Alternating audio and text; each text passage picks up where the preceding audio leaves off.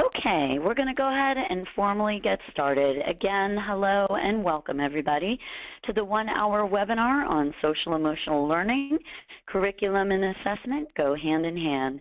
My name is Debbie Mahler and I'm the Director of Professional Development for the Devereux Center for Resilient Children, and I'm going to be your moderator for today's session. I'm here today with a wonderful team of professionals very committed to sharing more information about social emotional learning, and they will be formally introduced in just a few minutes. We are all very excited to share information with you today on the use of assessment and curriculum to support social emotional learning in school-age children. We will be together for the next 45 minutes. Before we get started, I'd like to address a few housekeeping items. First, your computer connection. Everyone should now see my screen on their computer.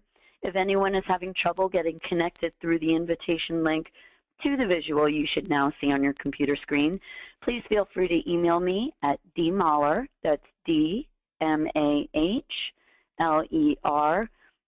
@devereux.org, and I'd be happy to provide assistance following these opening remarks. As far as your audio connection goes, given the size of our group, all of the telephone lines are muted. For those of you listening through your computer, your microphone is muted as well. In a moment, I'll show you how we can use the webinar technology to ask questions or offer comments during the presentation. Also, I want to let folks know that we will be recording the session today, and the recording will be made available on websites as well as to you over the course of the several hours after the webinar concludes. So before we get started, I'd like to go do a brief run-through of the technology to make sure that everyone knows how things work, should you be new to the experience. In a moment, you'll see the primary presenter slides, and to the right, you'll see what we call the control panel. A couple of features of the control panel that may be helpful for you today. First, there's a small orange button with an arrow inside. If you go ahead and click that with your cursor, it will minimize your control panel so it's not blocking your screen. Go ahead and click it again, and you can access anything you might need of the control panel. At the very top of the control panel, there are 3 prompts: File, View, and Help. If you go ahead and click on View, notice the first 2 options of Full Screen and Window. If you're only seeing the presentation in a portion of your screen and you'd like it to be full screen, you can go ahead and make that selection. Alternatively, if you would prefer to see it only in a portion of your computer screen, go ahead and select Window there. I see that most of you are joined us today through the speakers in your computer. Should you have any technical difficulty or need to change locations, you're welcome to join us by telephone. All you need to do is click the radio button next to Use Telephone. Down will drop a toll-based dial-up number as well as an access code, and you can join us in that way.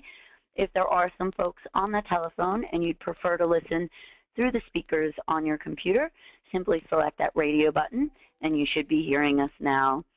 Here is the question box. Again, we encourage questions and comments throughout the presentation. I will be collecting that information so that once we get through our content in the first 30 minutes of our session today, we will have the opportunity to reflect out on those questions and get some answers from our wonderful presenters who will be presenting to you today. Before we get started with the formal presentation, I want to let folks know a little bit about the publisher of our assessment, the DESA Apperson. They are offering a free trial of the online version of the DESA. If you would like the opportunity to access that free trial, you can see right here where that information can be accessed. In addition, you will receive follow-up emails from our publisher, Apperson, with more information about that free trial.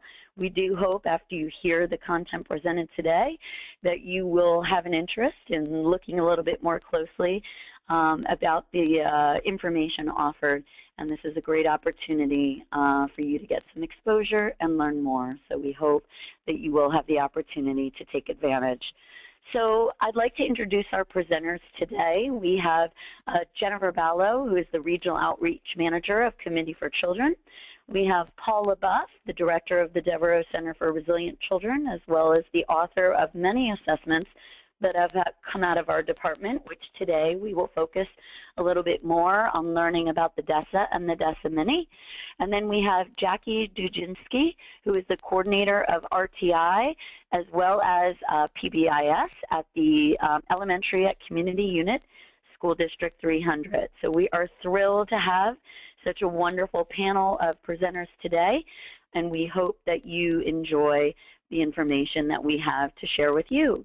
So I'd like to turn the presentation over to Jennifer Ballo to say some words before we get started with some of our slides. Jennifer?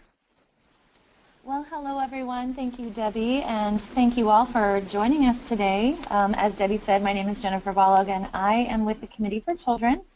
For those of you who are not familiar, we are a nonprofit based in Seattle, Washington, and we are the makers of the Second Step program.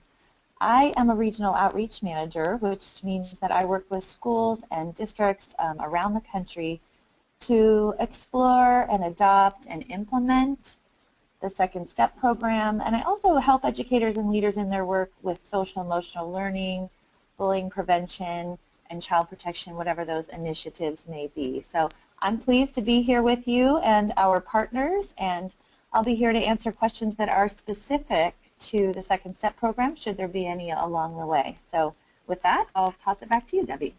Wonderful. Thank you so much. So we're going to move on now. Oh, excuse me. I'm going the wrong direction in my presentation here. And we're going to actually turn the presentation over to our first presenter today, Paul LaBeouf. So Paul? Thank you very much, Debbie, and welcome everyone. I'm delighted to be spending this time with you here. Just let me get my slide presentation started here. Okay, so we've had the privilege for the past number of years of having this really wonderful partnership with the Committee for Children. And when we were looking at social emotional learning curricula, of course, we identified the Second Step program as really one of the premier programs, one of the very best ones out there. And I think the Committee for Children also realized that the DESA, the Denver Student Strengths Assessment, could complement the Second Step curriculum. And that's really what we're going to be talking about today, is how these two different resources can really work together to improve outcomes for children. So when we think about how we roll out evidence-based prevention and promotion practices, you know, it's great to use an evidence-based program like Second Step because it's going to ensure uniformity, that all the teachers or all the providers in an out-of-school time program are delivering the content in a uniform and predictable kind of way. And of course, they're also going to have good coverage of the essential social emotional skills that are covered within that curriculum. And also, certainly one of the best things about the good programs like Second Step is that they have a strong evidence base. What we're going to talk about today is how these implementations and outcomes, we believe, can be enhanced through good assessment. And here are some of the things we're going to talk about, how you can use assessment to actually document the local need for a program like Second Step. So if you're writing grants, you're putting together funding proposals, and you need to really provide some good documentation of how much your community or your school needs a program like Second Step, we're going to tell you how to do that. We're also going to talk about how good assessment of social emotional skills can help the program implementer, the interventionist, prioritize and reinforce specific areas of need that the children or students in your group might have.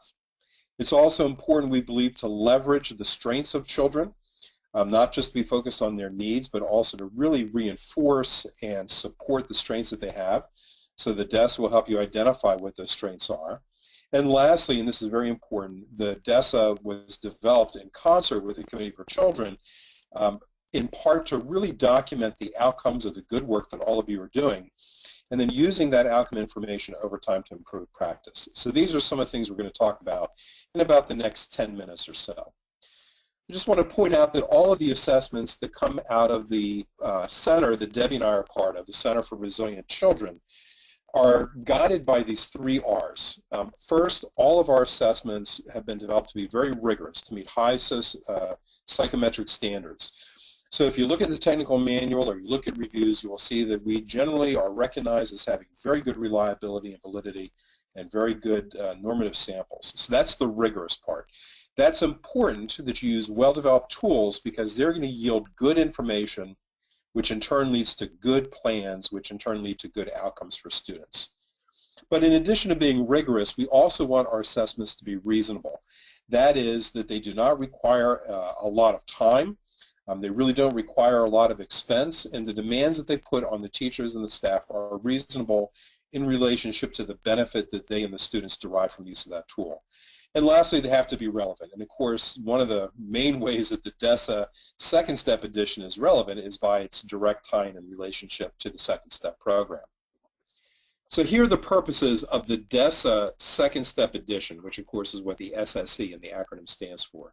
We wanted to provide you with a psychometrically sound, strength-based assessment of the key social and emotional strengths of needs of children in grades K through 5 related to the Second Step program. So it's important to note that, there's a middle school version of Second Step. The Second Step Edition we're talking about today was developed to accompany the K-5 version of Second Step. We also want to be able to describe the strengths and needs of groups of children and to provide some guidance on how teachers can use that with their Second Step instruction. I'll show you the classroom profile, which we think is a great tool for informing instruction. And as I mentioned, we want to make sure that we can evaluate the impact of what we're doing and improve our practices over time. So the Second Step Edition has a number of different pieces. It has a record form, a paper record form. It's 1 page, 36 items long. As you know, the elementary version of Second Step has 4 scales. We have 9 items per scale. One of our important practices is that we always have the same form being completed by parents and teachers and after-school staff.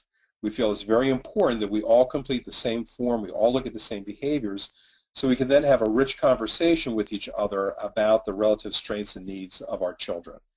Some other assessments have different forms, even different scales for parents and teachers, and we think that doesn't really support communication as well as using the same items and scales. The EVO program, which is provided by Apperson, also generates individual and classroom profiles along with a number of other reports. So we want to look at those classroom profiles as being an important tool. There's a brief user's guide that provides the essential information for teachers and out-of-school time providers on how to administer, score, and interpret the DESA Second Step Edition. We provide a paper copy with the paper record forms if you buy them. If you use the online version, that is available to you online, along with a pretty extensive technical manual which provides all the background and all the psychometrics on the DESA Second Step Edition. So our scale structure, this is the data that you're going to derive from the Second Step Edition. We have an overall scale called the Social and Emotional Composite, which gives you a very quick and very accurate read on the overall social and emotional competence of the children in your group. And then, as I mentioned, we have the 4 scales that reflect the 4 domains or the 4 skill sets taught by Second Step. So empathy, problem solving, emotion management, and skills for learning.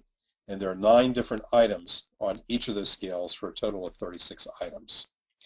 This is what the paper record form looks like. I'm not going to spend a lot of time talking about this, but in the many years, the 20-some years that Debbie and I have been training the Devereux family of assessments, I have never had to explain to a teacher what to do with this form. It's a format that is very familiar to them. It's very simple. Basically, we ask the teacher or the out-of-school time provider to think back over the past 4 weeks and look at these various strength-based items like remember important information or keep trying when unsuccessful, and think about the degree to which the students in their program have exhibited those behaviors over the past 4 weeks. And then to respond on this Likert scale that gets at the frequency of that, I've never seen the child keep trying when unsuccessful, or perhaps they rarely do it, they occasionally do it, they frequently do it, or they very frequently do it. So very simple, very straightforward. Of course, if you do this online, it's even quicker and easier. You just click on the response options and you don't have to do any hand scoring. The last point I'll make about this is just to reinforce that all 36 items on the DESA Second Step Edition are positively worded, strength-based items that get at desirable skills of students related to the content taught in Second Step. So there are no behavioral concern items on the Second Step Edition, nor on the full DESA. In terms of output, we provide you with T-scores, which are very useful in any kind of analysis you do of the data. We also provide percentile ranks because those are easier to communicate to parents. To tell a parent your child has a mean score, or excuse me, a T-score of 60 doesn't really mean very much. But if we can say, you know, your child is demonstrating as much skills related to empathy as 86% of children in the country, that's much more intelligible to the parents. Lastly, I want to point out that we have these descriptive terms for the score ranges. So these are the T-scores. The DESA is a strength-based tool, so high scores are desirable. If the score is greater than or equal to 60, we like to use the word strength to characterize that, so you might have a strength in empathy. Scores between 41 and 59 inclusive we refer to as typical. It's like average, but believe me, parents do not like hearing that their child is average. So we find the word typical to be far more acceptable to parents. And really the one I want to highlight is the last one. Low scores of less than or equal to 40 on the DESA second step edition, we like to refer to as indicating a need for instruction. If you think about that term, if we say this child has a need for instruction and empathy, that's really kind of putting the burden or the responsibility on the adult caregiver, the teacher or the out-of-school time provider. So if this young girl here in this picture had a T-score of 39 in empathy, I would not want to say that she has a deficit or she has a difficulty or a problem or a shortcoming. What she has is a need for us, the responsible adults, to help her learn these important skills. And I think it's really important that we recognize what we're conveying there. This is not a deficit in the child, it's a need for us to provide the appropriate supports and instruction through the second step program in order to give this young lady the skills she needs to do well in school and ultimately in the community and in the workplace. We also provide these two profiles, individual and classroom profile. I would like to share with you an example of a second step edition group or classroom profile. So in this tool, which is actually my favorite part of the DESA, each student is a row. So you can see Cassie there in the first row and Serena in the second row.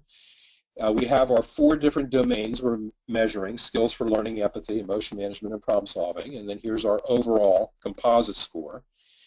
The white numbers represent the T-score that the student received in each domain.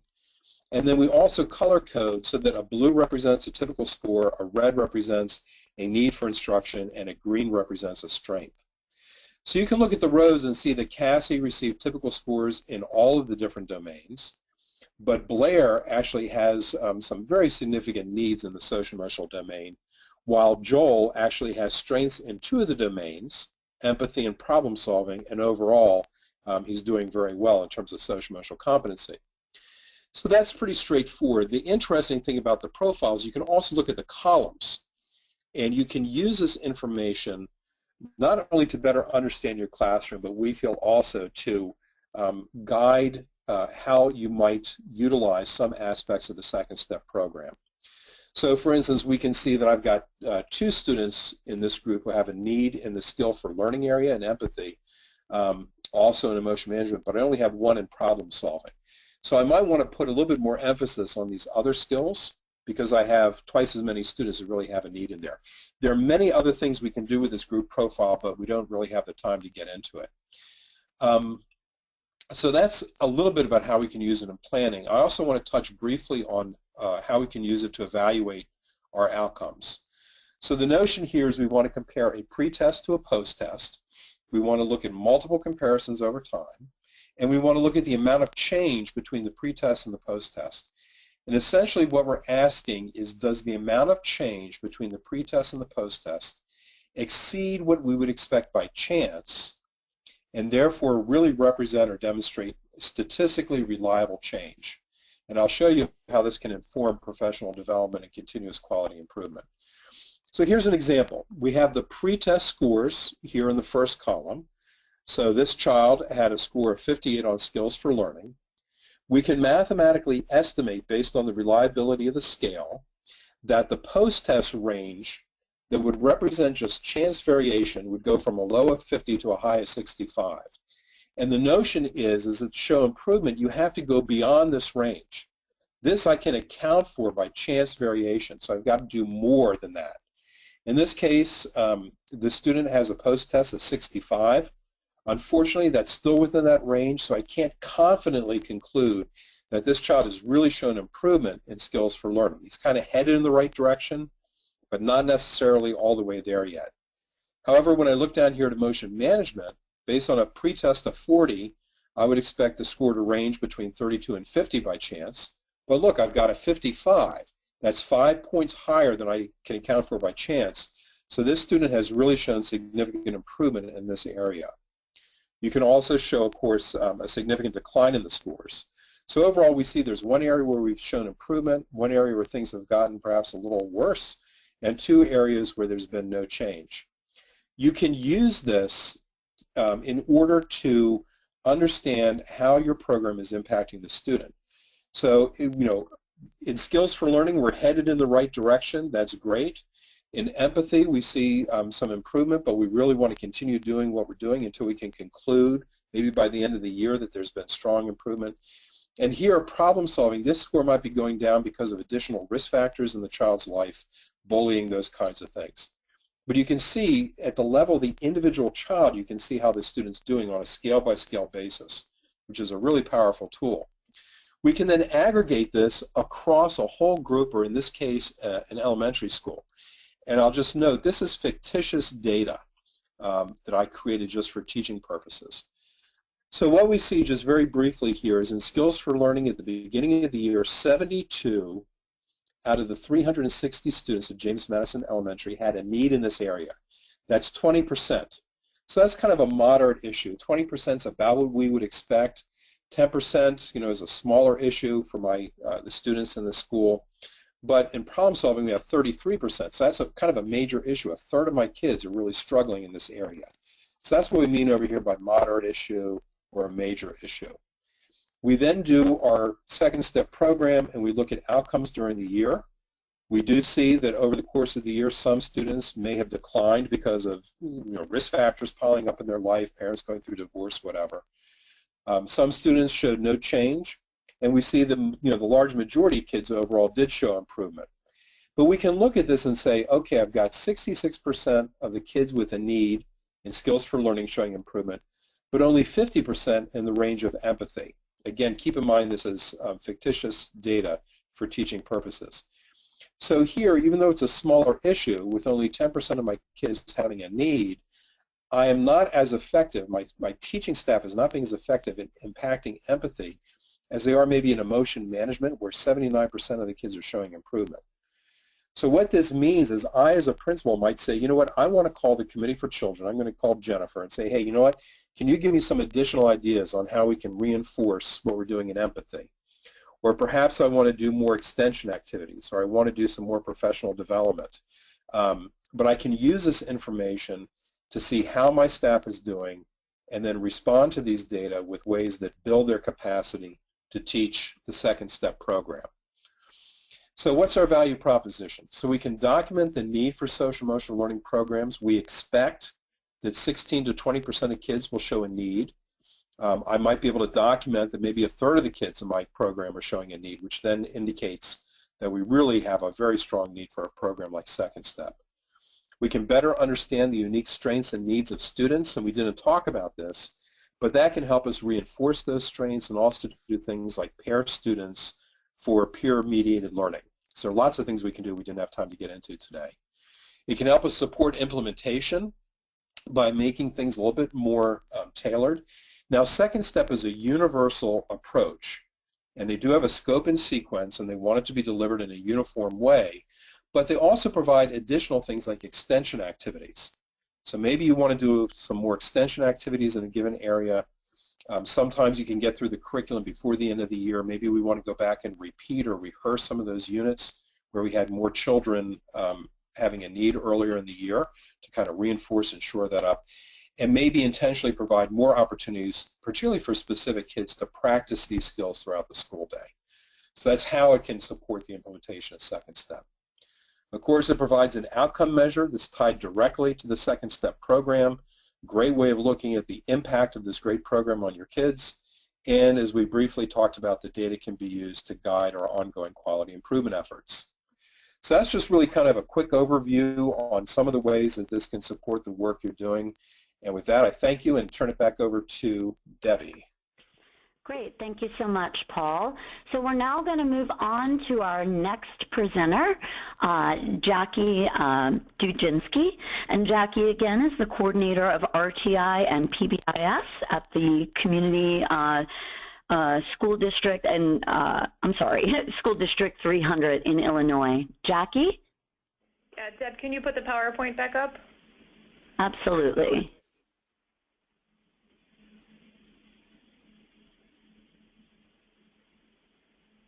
Okay, Jackie, did you receive the controls for putting the presentation up? I do, but I'm looking for the PowerPoint. Oh, it needed to be on your desktop. Do you have the version of the PowerPoint up? Or I can take Controls Pack and put it on my screen. Okay, why don't you go ahead and do that? Okay. All right, let me get to your slide.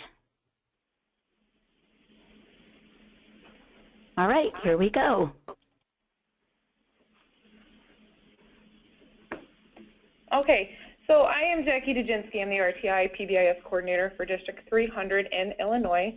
We're going to talk predominantly today about kind of our experiences and how we started with Second Step, how we added the DESA along the process, and kind of the journey that we've taken.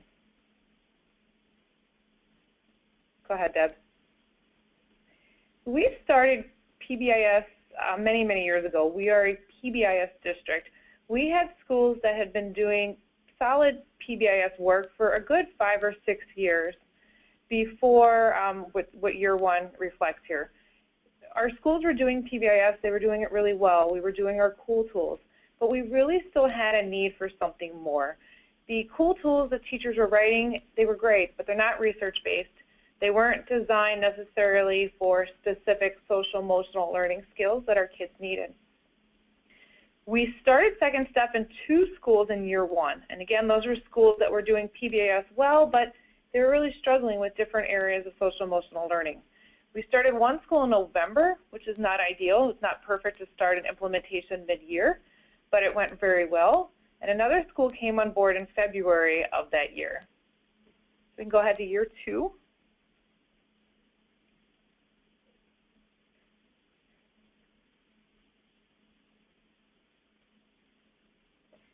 In year 2, the program really quickly, Second Step, spread throughout our district, really by word of mouth from our classroom teachers and really by our PBIS coaches that we have in each building.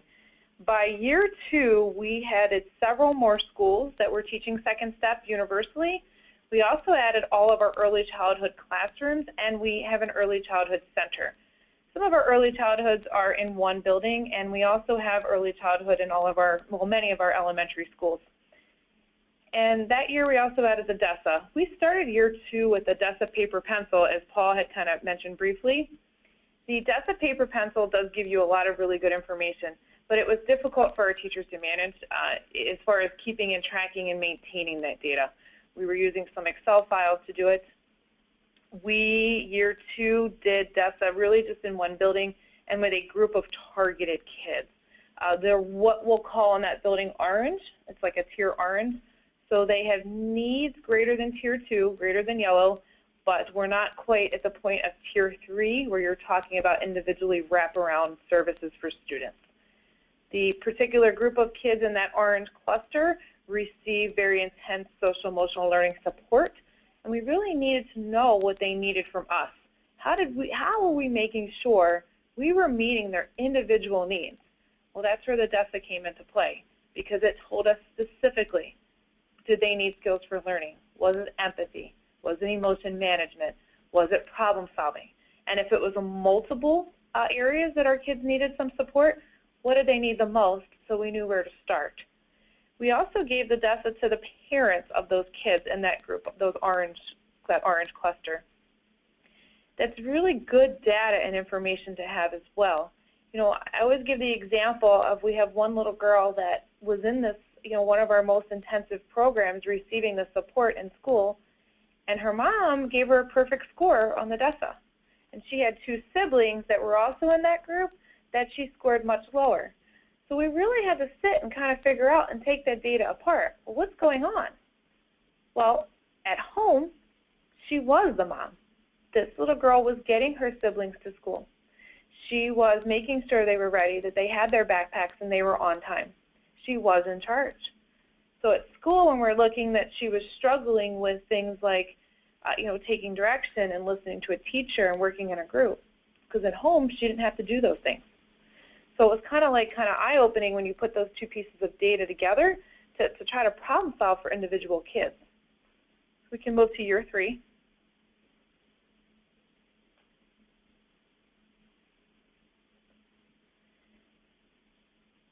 By our 3rd year, we have 16 elementary schools, 1 early childhood center, and several middle schools, and 3 high schools actually. By year 3, though, we were at 15 schools that were using Second Step.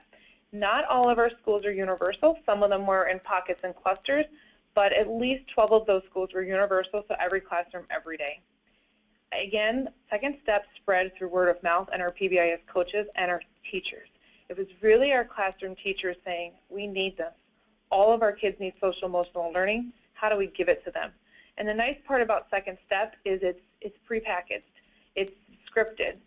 The kids like the videos. They like the songs. They like the music. They like the posters and the stories and discussions.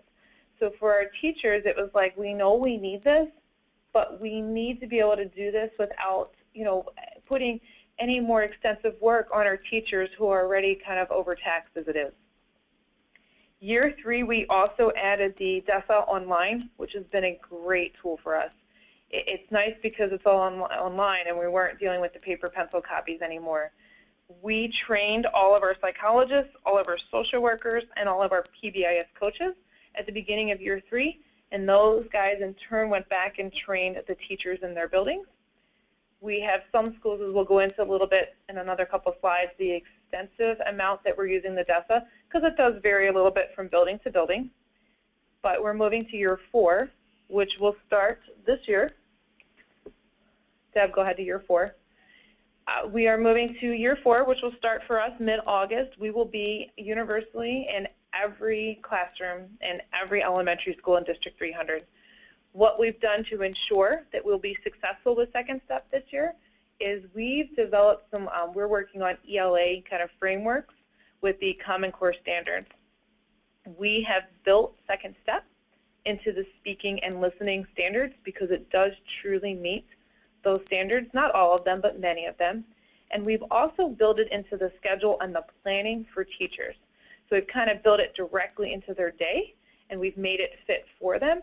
Because that's always the hardest part is, well, when does it fit into my day, and how do I do this? And what do I not do because now I'm teaching Second Step? So we've pre-scheduled it out for people to make it smoother and easier for everyone to do. It's also that our teachers who do realize that, I have to make a little time to teach the Second Step, truly now, after a couple of years of implementation, know that they have gained instructional time back. A lot of the classroom behaviors and the issues that we're managing before, really the kids start to have the skills to do those things themselves. So we really don't need to spend as much time, and our teachers are having more time to do instruction in the classroom. For year 4 also, we have changed all of our check-in, check-out cards to reflect Second Step language. They were previously the PBIS language for every building, but instead what we did was Second Step is teaching skills for learning, empathy, emotion management, problem solving. That is the common language of our kiddos. That's the common language our teachers are using, and that's what we should be putting on our check-in, check-out cards. So that's a kind of a big step for us. Some of our schools will be meshing languages, kind of their old and the Second Step, until they make that full transition. But I think that it's a good spot for us, and it will be really good for our kids in Tier 2 on check-in, check-out. So how are we using the DESA? We are using the DESA kind of a little diversely depending on the school. Some of our schools do universally screen. They had been universally screening for many years using different tools. We had kind of tried different assessments before, and they weren't really meeting our needs. So those schools that are ready to universally screen, they proceeded this year with the DESA. They really did like that data. We've done some other things with our office disciplinary referrals. All of our behaviors are aligned to some second step skills. So we send out reports to our schools monthly with that data. So now teachers are able to look at second step social emotional learning skills kids might have been deficit in an office referral, using that with the DESA data and really trying to figure out planning specific instruction for kids to meet their needs. We do have some schools that are just using the DESA for their Tier 2 students. They're not quite ready to be at the point of doing some universal screening. So what those schools will do is any child who is in a Tier 2 social emotional intervention, whether it's check in, check out, whether it's a social group, will get the DESA administered by their teacher so that they really truly have that data. It's been great for our social workers. When they know a student needs a Tier 2 social group, it's like, well, what do I do with them when they're here? And we have some absolutely amazing social workers in our district, but they were really still trying to figure out, based upon what they knew of the student and what the teacher said, what they should be doing in those social groups.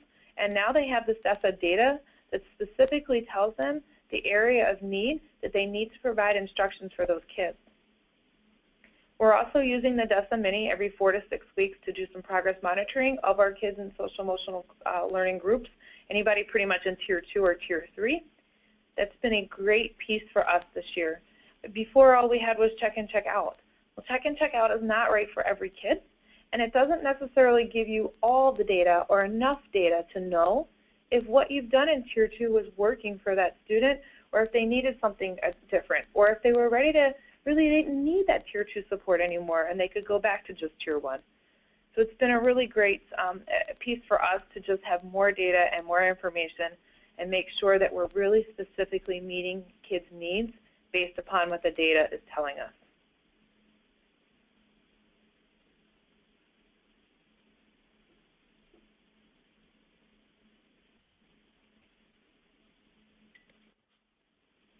Okay, so I think we're finished with our formal presentation, and we are going to provide the group with an opportunity to ask any questions. Again, we have a few minutes left for questions, and if we are unable to answer all of the questions, our system does capture the questions, and we will be able to follow up with folks individually after our event today. So one of the questions that came in is directed to, I think, the experience with Second Step. And someone asks, do you recommend this program be implemented school or district-wide, or can individual teachers implement this program successfully? If so, how can an individual teacher best be able to do this? I mean, I can answer that based upon our experience with Second Step. You know, we did have some schools originally that wanted to start maybe with kindergarten, right? And then the next year do kindergarten, first grade, and then kindergarten, first and second grade. You know, that's really kind of a slow rollout and a slow implementation. And if you have a K-5 building, it'll take 6 years with that kind of model to kind of make it the common language for your kids. Second Step, in my experience, is best delivered by the classroom teacher. It's best when it's done by everybody in the building, because it truly becomes the common language for your school and your kids. You know, it's not uncommon for me to see a child in the hallway maybe belly breathing and using those steps that they've learned to calm down, and they can quickly de-escalate and go back to class. Unless everyone's on the same page and doing the same thing, it's not your common language, and I don't think that it's successful as it can be if you have pockets of teachers doing it. Great, thank you so much. A couple of other questions that we'll take. I know that, Jackie, you addressed some of this in your experience at your school, but there's a couple people that are asking about the frequency of administering the DESA Mini and or the DESA throughout the year. I believe in your presentation, Jackie, you spoke about the fact that you do the DESA more frequently rather than a check-in, or I believe you meant you know, something that you would do at the beginning of the year and then something that you would do at the end of the year. Paul, do you want to speak to some guidelines about the frequency of administration? Sure. So we didn't talk about the DESA Mini at all today, but we do have an 8-item universal screener of social emotional competence. It can also be used in concert with the second step program. Some people use the 4 alternative versions of the DESA Mini as a RTI/ongoing progress monitoring tool. So they might do the initial DESA at the beginning of the year, start implementing, well, of course, they're already implementing the second step program, but they might want to see how are the kids responding to that. If you're using just the 8-item mini, it is feasible to do that, every 45, 60 days, every couple of months you're doing it, maybe 4 times during the school year until you get to the end of the school year when you might want to do the full DESA again and do that pre-test, post-test comparison. So that's one way to go, kind of an RTI model using the various versions of the 8-item screener. The alternative would be to do the DESA earlier in the year, and then implement your second step program. Come in the middle of the year, maybe in January or very early February, do a second DESA, do the pre-test, post-test comparison, see which areas the student's responding favorably to, which areas maybe they're not responding as favorably as we would like. That then gives you the spring semester to do some additional extension activities or rehearsal, and then do your third and final DESA at the end of the year as more of a summative evaluation. So full DESA we'd recommend 3 times a year. If you're doing the RTI model, you can do it as frequently as every month if you would like, but that might be a bit much. Great, thank you, Paul. Another question that has come in, has the DESA been tailored to other SEL programs aside from Second Step, or how would you use the DESA potentially with other programs out there? Yeah, the DESA Second Step Edition is the only version of the DESA that is tied explicitly to a given social emotional learning program. That being said, though, we do have crosswalks for a number of social emotional learning programs that would tell you which items and which scales on the DESA align with that particular program. And those can be found on our website, and I'm not sure if they're available on the Apperson site, but they're certainly available on the Devereux Center for Resilience site. So it would give you kind of a roadmap of which items you would expect to respond to instruction in a given area. But to date, the Second Step Edition is the only kind of explicit version of the DESA tied to a given SEL program. Great, thank you, Paul. This is a question maybe for Jackie and Jennifer. Somebody asks, how do you get teacher buy-in? Teachers have difficulty getting a week, completing all the things that they need to do with a weekly lesson plan, letting alone doing any extension activities. Any guidance? I can tell you the best thing you do is you build it into their day for them. It's when you help teachers pre-schedule it and pre-plan it and say, here's a designated time in your day to teach the second step. And remember, second step is, it's really your Monday lessons that you need that chunk of time. Tuesday, Wednesday, Thursday, Friday, I mean, it can be done in 5 to 10 minutes to do those reinforcement and the follow-up lessons. Building it into their day and saying this is how it works. And with the training, Second Step does have a lot of their training modules to teach teachers how to use the program. When we train Second Step in District 300, we don't only teach you the program, we start with actually what is social emotional learning? Why do we teach it now and it's not something that we talked about 10, 15 years ago? And why is it good for kids? And all of our teachers really see the benefit once we talk about what social emotional learning is and why our kids need it. And then just building it into their day really gets that teacher buy-in, and they really do take ownership of the program. Great, thank you so much. Oh, Debbie, do you mind if I just say something quickly? Oh, please. Oh, Jackie, I was just wondering if you could also elaborate a little bit on how you have managed to get your teachers to find the time to do the DESA itself, to do the assessment piece along with teaching Second Step, if they found some ways to fit that into their schedules. Sure. I mean, our schools have done it a couple different ways. It's really that initial DESA in the beginning when you do your universal screening. You're looking for about 6 weeks in, because teachers should really, truly know their students for 6 weeks before they're going to do any kind of rating on them. Some of our schools have done it maybe during like a progress review meeting where the social worker goes over very quickly, here it is. And when we're universally screening, we do use a gateway approach and narrow it down so that you're not doing the tool on every single kiddo. That would be quite overwhelming and extensive for teachers. We have had some buildings that have maybe done it during a staff meeting where the social worker gives a presentation on what the DESA is and how to bring it in. And really, once teachers have that initial training and that initial walkthrough, it really is something that the social worker sends an email out, you know, it's DESA time, especially for the mini. They'll send something. Some of our social workers will actually send like a calendar invite to teachers. Okay, it's December 1st. Don't forget to do the DESA mini on Johnny, Susie, and Sarah. It's just things like that that we found to work it out and throwing it on their calendars and giving them time to truly understand the system. But once they know it, it really doesn't take more than a few minutes per kid, especially in the mini with the 8 questions. Great, thank you so much. We have time for one more question. We have so many wonderful questions, and I promise that we will follow up.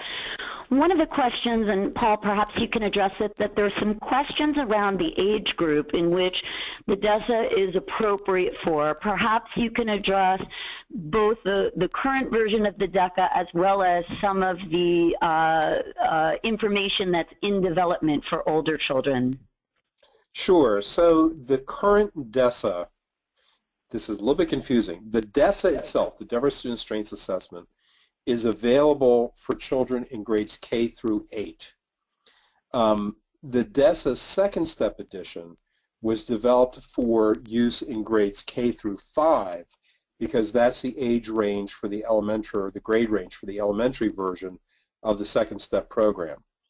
However, if you happen to have children in your elementary schools who are a little bit older than you would typically expect in the 5th grade, it's still okay to use the DESA Second Step Edition because really the norms and the items were selected for children in grades K through 8.